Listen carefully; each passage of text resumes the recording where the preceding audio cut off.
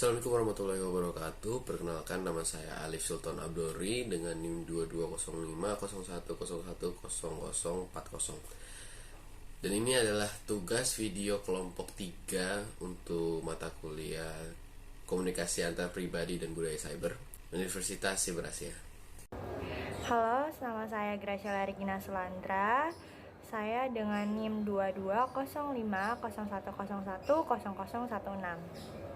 Perkenalkan, nama saya Marfa Istiazah dari Program Studi UJJ Ilmu Komunikasi Universitas Cyber Asia. Assalamualaikum warahmatullahi wabarakatuh. Sebelumnya perkenalkan, nama saya Vega Bagus Setiawan. Saya adalah mahasiswa dari Universitas Cyber Asia. Pixel Joshua Shebat Aprilido 220501010088. Pola kendali dalam komunikasi. Pola kendali sendiri mempunyai arti yaitu keahlian atau kecakapan komunikator untuk mengendalikan lingkungannya melalui pesan-pesan kendali. Fungsinya mampu memprediksikan respon atau feedback dari komunikan ke komunikator yang lain. Adapun strategi kendali komunikasi, yang pertama kendali dengan argumentasi logis, yang kedua kendali dengan luapan emosi, yang ketiga pendekatan berdasarkan imbalan, yang terakhir berdasarkan pada sanksi atau hukuman. Berikut adalah contoh-contoh strategi kendali komunikasi. Yang pertama ada strategi wortel teruntai. Inti memberikan imbalan berupa barang ataupun ucapan, tindakan, sikap yang menyenangkan. Asumsinya, komunikator dapat meningkatkan probabilitas untuk memperoleh respon yang diinginkan apabila komunikator memberi imbalan. Nah, ini kan anak baik. Boleh nggak Ampi minta tolong dulu? Boleh? Terima kasih ya. Prosedur pertama dalam strategi wortel teruntai yaitu ada memusatkan pada stimulus yang dapat kita lihat dalam contoh sebelumnya. Apa sih artinya? Artinya komunikan mengajarkan pola stimulus, respon, reward. Jika ia menyajikan stimulus X dan komunikannya memberikan respon Y, maka mitra ini akan mendapatkan imbalan Z. Jadi intinya prosesnya implisit. Prosedur yang kedua yaitu memusatkan pada perilaku. Contohnya yaitu percakapan dari ibu kepada seorang anak seperti, "Tolong belikan ibu gula di warung ya, sisa uangnya boleh kok untuk jajan." Itu merupakan contoh dari strategi wortel teruntai atau darling carrot, di mana itu merupakan strategi dalam bentuk pemberian imbalan atau hadiah yang dilakukan oleh komunikan kepada komunikator apabila komunikan melakukan tindakan yang diharapkan oleh komunikator. Lalu selanjutnya terdapat strategi pedang tergantung. Inti dari strategi pedang tergantung ini yaitu adanya hukuman atau ancaman yang dilakukan oleh komunikator kepada komunikan demi membatasi atau mengurangi perilaku yang tidak disukai oleh komunikator. Contoh dari kasus ini yaitu Isa bekerja sebagai buruh pabrik. Dia memiliki seorang bos yang terkadang menggunakan strategi pedang tergantung ini. Isa setiap harinya harus mengerjakan pekerjaan sesuai target. Suatu ketika, bos Isa memberikan pekerjaan tambahan kepada Isa, padahal pada hari itu Isa sudah memiliki janji dengan keluarganya. Namun, bos Isa memberikan ancaman dengan mengancam akan memotong gaji Isa sebanyak 50% kalau Isa tidak melakukan pekerjaan tambahan tersebut. Dan dengan berat hati, Isa melakukan pekerjaan tambahan tersebut. Tipe kedua dari strategi hanging sword strategies atau pedang tergantung seperti tadi teman kita yang sudah menjelaskan. Strategi ini merupakan pembatalan imbalan atau withdrawal of reward. Sementara komunikator tidak menganggap perilaku ini sebagai hukuman, mereka menyusun pesan-pesan yang berkisar +1 untuk imbalan dan -1 sebagai hukuman dengan menganggap angka 0 sebagai angka yang netral. Karena hukuman dianggap hal yang negatif, pembatalan imbalan pada hakikatnya ya bukan hukuman.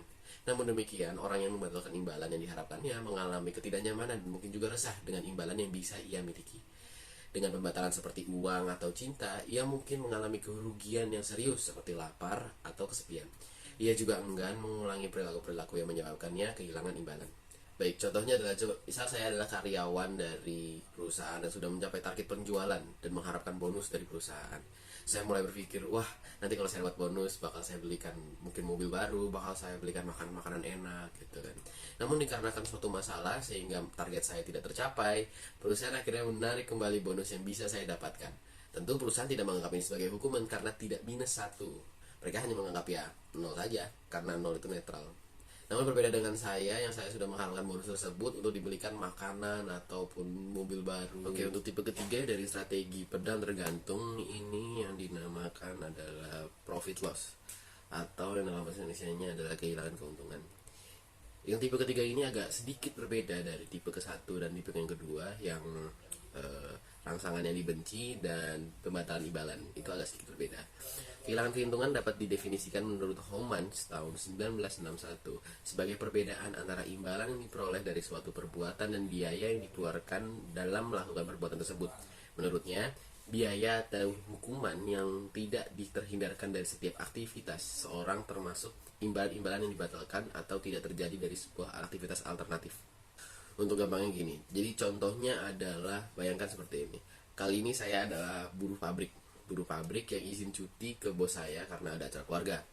Bos saya yang tahu bahwa itu adalah tujuan saya, bahwa untuk bertemu dengan keluarga, bos saya malah seakan-akan menghalangi. Tapi tidak dengan cara yang terang-terangan. Bos saya mulai untuk memberikan pekerjaan yang di luar dengan kapabilitas saya. Bos saya mulai memberikan pekerjaan yang di luar kemampuan saya. Dan saat saya tidak bisa mengerjakan tugas-tugas yang diberikan oleh bos saya, lalu bos saya akan bilang, wah pekerjaanmu belum selesai nih, lembur dulu ya, cuti keluarganya ditunda dulu. Tentu yang saya mendengar kalimat tersebut merasa marah ataupun kecewa. Namun berbeda dengan bos saya yang merasa pekerjaannya belum selesai. Jadi ya jangan cuti dulu. Jadi bos saya tidak merasa bahwa saya tidak pernah komplain gitu. Kali ini saya akan menjelaskan tentang fenomena komunikasi, strategi katalisator. Nah, saya ingin memberikan dua contoh strategi katalisator, yaitu yang pertama pendekatan kepada seorang kakak dan adik, yang kedua adalah seorang sales penawaran barang. Dek, sini dong, bentar. Ada apa kak? Lu lapar ya kak? Ya kalau lapar sih lapar. Emang mau beliin? Wah, BTW sih aku habis gajian. Anjay. Kalau beli bakso gimana ya? Wah, tapi masa panas-panas gini mau makan bakso? Lah apa, kamu punya ide apa gitu? Nasi padang aja gimana? Enak kayaknya. Kalau nasi padang sih, lauk apa? Ikan apa ayam gitu? Ayam. Ikan sih, enggak biasa. Bisa. Ya udah, ikan aja. Beli di mana sih itu? Dekat fotokopian ada nasi padang. Boleh deh. Tapi harus beli es juga ini kita. Esnya mau apa esnya? Yang penting jangan yang ada isi isiannya deh. Es kopi. Jeruk aja. Oh ya udah es jeruk aja. Kan yang beliin kami katanya habis gajian. Mas, Semana uangnya? nih sisanya buat kamu deh. Oke, terima kasih.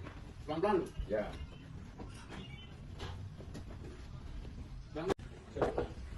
Kami sudah, Ya mas? saya ingin menawarkan barang. Oh iya, mari silakan masuk dulu. Gimana mas? Jadi gini, saya dari pihak parfum ingin menawarkan parfum yang bermerek Santos Romeo dan Cosmed.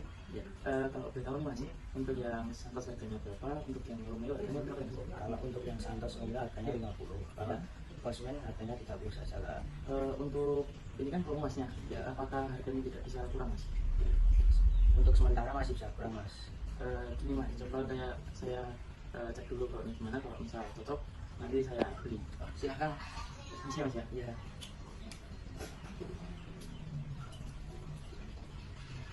Kalau boleh tahu untuk resepnya mas ya? Oh ya.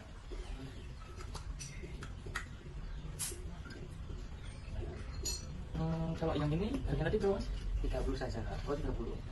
Kira-kira kalau misalnya beli dua sekalian, yang satu ada nggak yang buat yang kos?